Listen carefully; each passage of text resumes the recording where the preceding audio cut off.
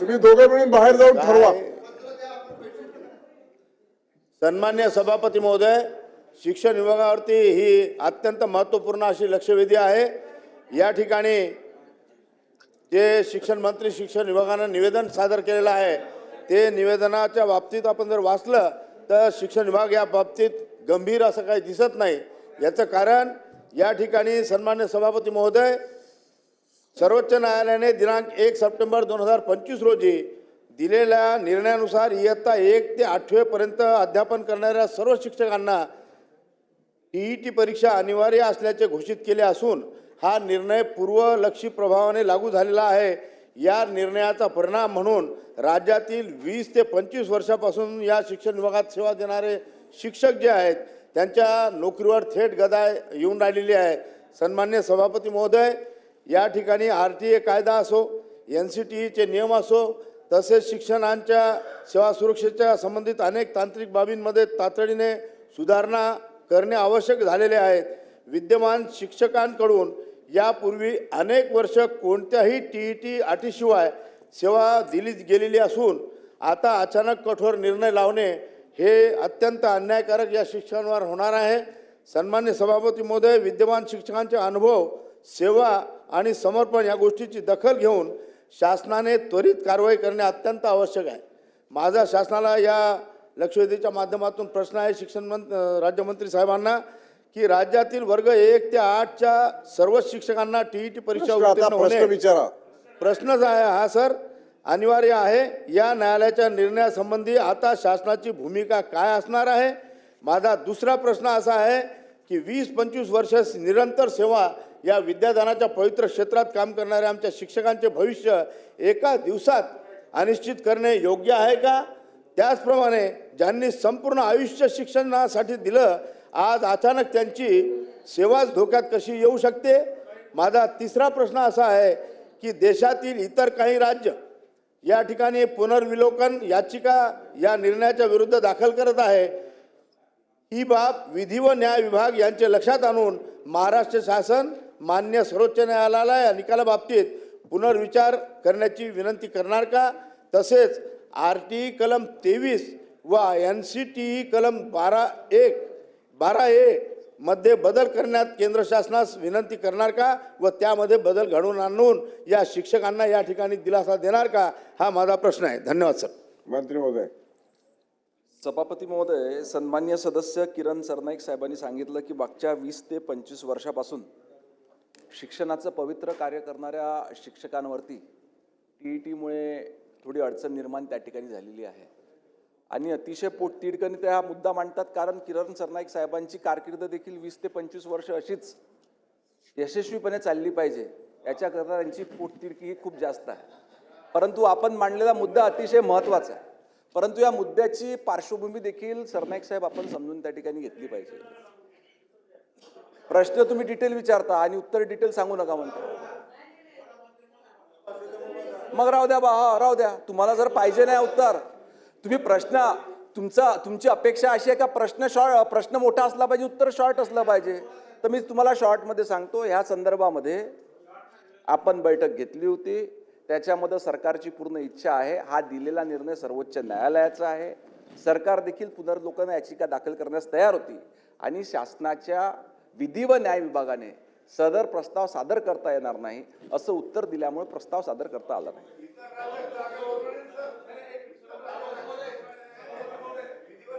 अभ्यंकरजी बोला. अभ्यंकरजी बोला.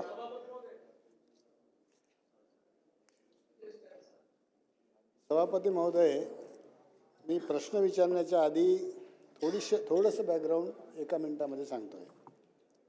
RTE 2009च्या 23 सेक्शनमध्ये D.Ed. B.Ed. व्यतिरिक्त TET हे मिनिमम क्वालिफिकेशन दिलं गेलेलं आहे. मिनिमम क्वालिफिकेशन RTE प्रमाणे 1/4/2010 पूर्वीच्या शिक्षकांना ही TET लागू नाही.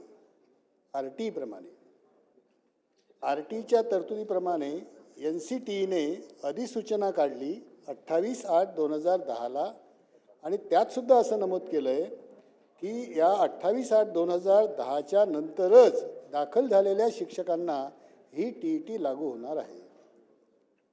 राज्य शासनाने 13 फेब्रुवारी 2013ला शासन निर्णय काढला आणि शासनाने म्हटलंय की TET ही 13 फेब्रुवारी 2013च्या नंतर लागू होणार आहे. त्याच्या आधीच्या शिक्षकांना कुणालाही TET लागू होणार नाही. हे GR मध्ये, हे NCTEच्या नोटिफिकेशनमध्ये आणि हे RT मध्ये या प्रत्येक ठिकाणी हे आलेलं आहे. असे असतानाही सर्वोच्च न्यायालयाचा निर्णय जो आहे तो असा आहे, इन शॉर्ट, दर्जेदार शिक्षणाच्या हमीसाठी सर्वांना TET सगळ्याच्या वतीने सक्तीची. अभ्यंकर बोलतायत. आणि त्यामुळे सर्वांकरता हे आलेलं आहे. या संदर्भात माझे 4 प्रश्न आहेत. नंबर 1, TETच्या पूर्वतयारीकरिता 6 महिन्याची भरपगारी रजा आपण देणार आहात काय? 2, वर्षातून TETच्या परीक्षा 3 वेळा घेणार आहात काय? दुसरा प्रश्न. तिसरा, TETच्या परीक्षेच्या काठिण्य पातळीत बदल करण्याचे आदेश परीक्षा परिषदेला आपण देणार आहात काय? सेवा संरक्षणार्थ राज्य शासन 2 वर्षानंतर TET उत्तीर्ण न होणाऱ्यास डीम TET घोषित करणार आहे काय? आणि शेवटचा प्रश्न माझा आहे, RT मधील कलम 23 मध्ये TET अतिरिक्त अर्हता किमान नव्हे असा बदल करण्यास राज्यातील सर्व लोकसभा सदस्यांना आपण विनंती करणार आहात काय? मंत्री महोदय बोला. आता हे ओढ्याचं पाणी समुद्राला मिळवायचे परत. सभापती महोदय, TET संदर्भात इयत्ता 1ली ते 8वी साठी नियुक्ती प्राथमिक उच्च माध्यमिक शिक्षक यांना शिक्षक पात्रता परीक्षा म्हणजे TET अनिवार्य करण्याबद्दल सिव्हिल अपील 1385/2025 या प्रकरणात सर्वोच्च न्यायालयाने दिनांक 1/9/2025 रोजी पारित केला. त्यानुसार आपल्याला TET या ठिकाणी लागू करावी लागली. आपण सर्वजण न्यायालयाच्या आदेशाच्या अधीन राहून त्या ठिकाणी काम करत असतो. आज या ठिकाणी बरेचसे मुद्दे सन्मान्य सदस्यांनी उपस्थित केली की ही TETचं प्रिपरेशन करण्याकरता 6 महिन्याची पगारी रजा आपण त्या ठिकाणी देणार का? नंतर दुसरा आपला एक विषय आहे की वर्षातून 3 वेळा ही परीक्षा घेता येणार का? वर्षातून 3 वेळा ही परीक्षा त्या ठिकाणी घेणार येणार आहे का? नंतर परीक्षा परिषदेला विनंती करणार की थोडी याची कठीणाई कमी करता येईल का? हे आपलं एक सजेशन आहे. आणि जे उत्तीर्ण होऊ शकणार नाही या कालावधीमध्ये त्यांना डीम TET म्हणून त्या ठिकाणी ट्रीट करण्यात येईल का? आपले हे सर्व मुद्दे अतिशय महत्त्वाचे आहेत आणि ह्या संदर्भात शासन देखील गंभीर आहे. कारण आता काही शिक्षक मंडळींना अगदी 3 ते 4 वर्ष रिटायरमेंटला त्या ठिकाणी राहिलं आहे, काहींना 5 वर्ष त्या ठिकाणी राहिलं आहे. त्यांचं देखील कुठं नुकसान होऊ नये अशी भूमिका शासनाची देखील आहे. म्हणून आपल्या सर्व काही शिक्षकांची एक समिती गठीत करून याच्यात सरकार कसा मार्ग काढू शकतो याच्या संदर्भात एक समिती गठीत करा. अभिजित वंजारी. सभापती महोदय, मंत्री महोदयांनी या ठिकाणी उत्तर दिलं, परंतु एक गोष्ट आपण लक्षात घेतली पाहिजे की खरं म्हणजे हे शैक्षणिक प्राधिकरण NCTला जेव्हा तयार झालं, आपण घोषित केलं, त्याच्यापूर्वीसुद्धा ते शिक्षक लागलेले आहेत. त्यांच्या मूळ नियुक्तीच्या वेळेस आपण असा कोणताही नियम महाराष्ट्र या राज्य शासनाचा नव्हता, शालेय शिक्षण विभागाचा नव्हता की त्यांना भविष्यामध्ये अशा पद्धतीचं नवीन धोरण आल्यानंतर त्यांना ती परीक्षा द्यावी लागेल आहे. याच्यामध्ये आपण हे सुद्धा नमूद केलेलं आहे आणि शासनाने कबूल केलं आहे की माननीय सर्वोच्च न्यायालयाचा न्यायनिर्णय हा राष्ट्रीय शिक्षक परिषदेच्या 23/8/2010 रोजीच्या अधिसूचनेतील तरतुदीशी विसंगत आहे.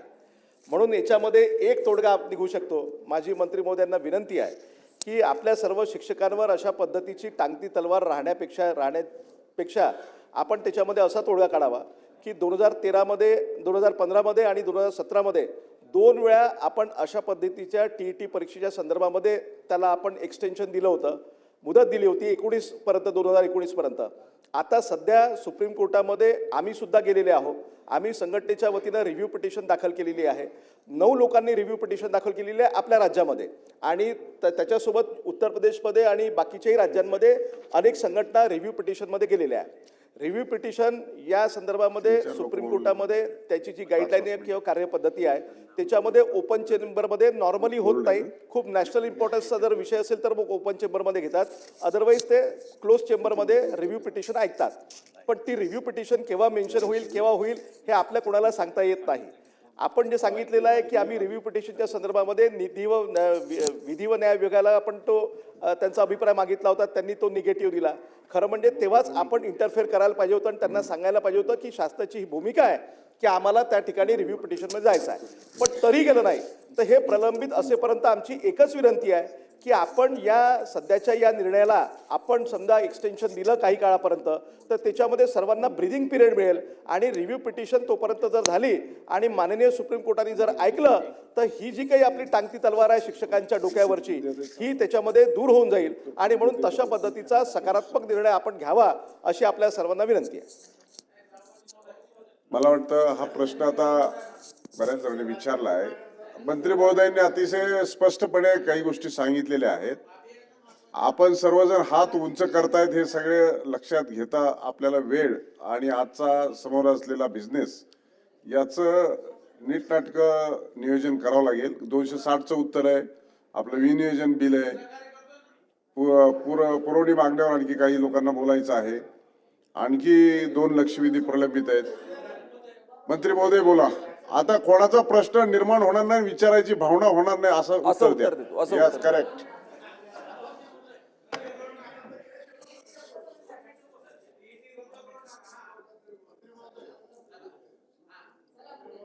सभागृहाचे सदस्य अभिजितजी वंजारी आमचे मित्र यांनी एक सांगितलं की हा निर्णय थोडा पुढे ढकलून द्या. मी सभागृहाला पुन्हा एकदा सांगतो की हा निर्णय सरकारनं घेतलेला निर्णय नाही, हा सर्वोच्च न्यायालयाने दिलेला आदेश आहे. या संदर्भात काही जणांची त्या ठिकाणी निश्चितपणे काही शिक्षकांची आपली अडचण होते आहे. विषय अतिशय गंभीर आहे, सरकार देखील संवेदनशील आहे. ह्या सर्व याच्यावर काहीतरी मार्ग निघाला पाहिजे. आपल्यासारख्या ज्येष्ठ मंडळीच्या सूचना देखील त्या ठिकाणी मिळाल्या पाहिजे आणि लवकरात लवकर आपण या संकटातून बाहेर निघालो पाहिजे. याच्याकरता मी मगाशी सांगितल्याप्रमाणे आपल्या सर्वांच्या सूचना घेऊन एक समिती तयार करून आपण सरकारपुढे त्या उपाययोजना ठेवू. ज्या पद्धतीनं आपल्या काही संघटना ह्या अडचणीची गंभीरता लक्षात घेऊन आपल्यातल्या काही संघटना त्या ठिकाणी सर्वोच्च न्यायालयामध्ये गेलेल्याच आहे. शासनाचं देखील जायचं होतं. मी स्वतः बैठक नागपूरला अभिजित भाऊ त्या ठिकाणी सर्व संघटनांची घेतलेली होती. परंतु आपल्या शासनाच्या विधी व न्याय विभागानं सांगितलं की अशा पद्धतीनं आपल्याला पुन्हा पुनर्लोकन याचिका त्या ठिकानी सादर करता येणार नाही. परंतु याच्यामधून अजून काही मार्ग निघतो का याच्याकरिता आपल्यासारखे ज्येष्ठ सर्व सदस्य एकत्रित बसून ज्ञानमंथन करून एक समिती तयार करून ते सुझाव आपण सरकारकडे देऊन सरकार त्याची अंमलबजावणी करेल. लक्षवेधी क्रमांक 7. एक सभापती महोदय, नाही प्रश्न काळे साहेब ऐकून घ्या जरा.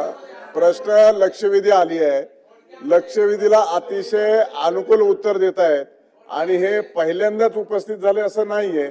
याच्या अगोदर देखील प्रश्न उपस्थित झाला, मंत्री महोदयाने त्याच्यामध्ये उत्तर दिलेलं आहे, मीटिंग पण घेतलेली आहे. आता पुन्हा एकदा समिती गठीत करून तुमच्या अहवालानुसार निर्णय घेतो म्हणून सांगितलंय. सुप्रीम कोर्टाच्या आदेशानुसार झालेला हा निर्णय आहे आणि त्याच्यामुळे आपलं किती मंथन झालं तरी मला वाटत नाही याच्यात काही त्याच्यातून आउटपुट काही निघेल. फक्त आपलं बोललेलं रेकॉर्डवर येईल. पण तो आपलं आजची स्थिती पाहता आपण जरा मला वाटतं पुढे जाऊया.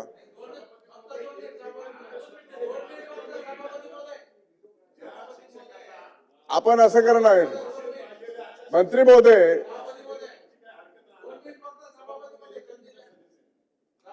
तुमच्या भावना तीव्र आहेत आणि सगळी लोक आपल्या या चर्चेला डोळे लावून बसलेले आहेत की नेमका टीईटीचा आज काय निर्णय होतोय. परंतु मंत्री महोदयांनी सुप्रीम कोर्टाचा संदर्भ दिल्यामुळे मला देखील काही निर्देश द्यायला बंधन यायला लागली इथे. नाहीतर मी तुमच्या बाजूनेच आहे, शिक्षकाच्या बाजूनेच आहे.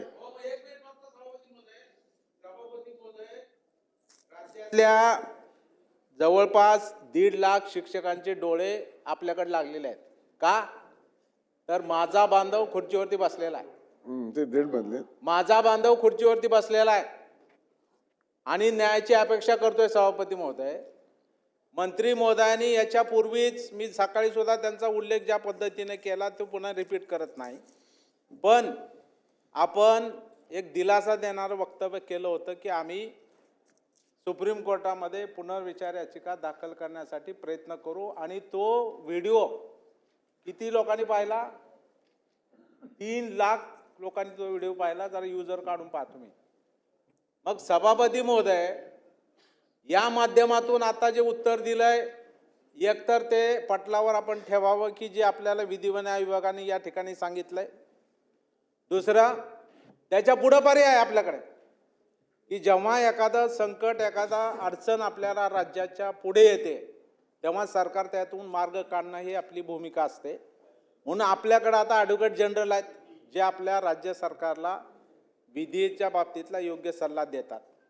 तर माझी आपल्याला विनंती आहे की आपण ॲडव्होकेट जनरलकडे जाऊन, ज्याला मराठीमध्ये महाधिकता असं म्हणतात, त्यांच्याकडे जाऊन महाधिकता लिहून घ्यायचा शब्द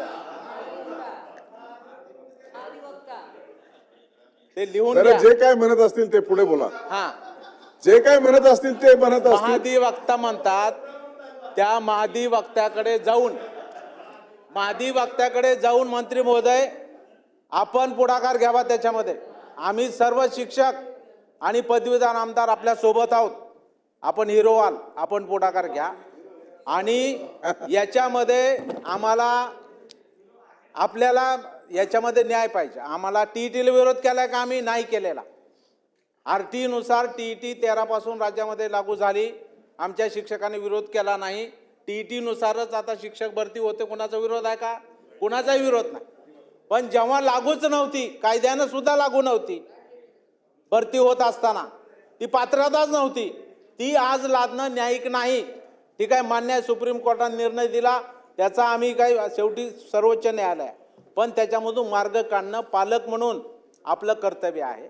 त्यामुळं आपण ॲडव्होकेट जनरलकडे जाऊन ही आपला सल्ला घ्यावा आणि सुप्रीम कोर्टामध्ये जावं, ही आमची विनंती. आपण त्या ठिकाणी मान्य करण्याच्या बाबतीमध्ये उचित कारवाई करणार का, हा माझा प्रश्न आहे. आणि दुसरं, सभापती महोदय, या ठिकाणी निश्चितपणाने आपण जे सांगितले की आता ज्यांचे 5 वर्ष राहिले त्यांना अडचणच नाही, त्यांना आपण सूट दिलेली आहे.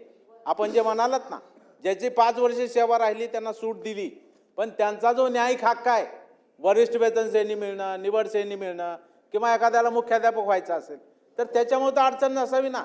ही काही सुप्रीम कोर्टानं म्हणलेलं नाही, हे आपण म्हटलेलं आहे. त्यामुळे या बाबतीत पुनर्विचार करणार का, हा माझा दुसरा प्रश्न आहे. सन्माननीय विक्रम काळे साहेबांनी आता जी सूचना केली की सदर प्रकरण हे राज्याचे ॲडव्होकेट जनरल म्हणजे महाअधिवक्ता, मी बरोबर बोललो का? महाअधिवक्ता यांच्याकडे विचारणा केली जाईल. ते जे काही निर्देश देतील, सूचना देतील किंवा सल्ला देतील, त्या अनुषंगानं पुढची कारवाई सरकारच्या मार्फत त्या ठिकाणी करण्यात येईल.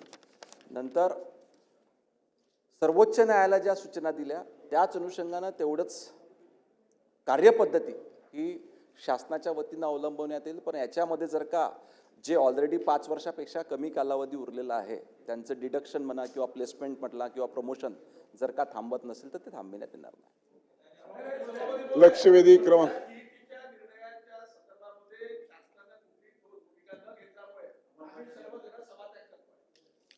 लक्षवेधी क्रमांक 7 मनीषा कायंदे.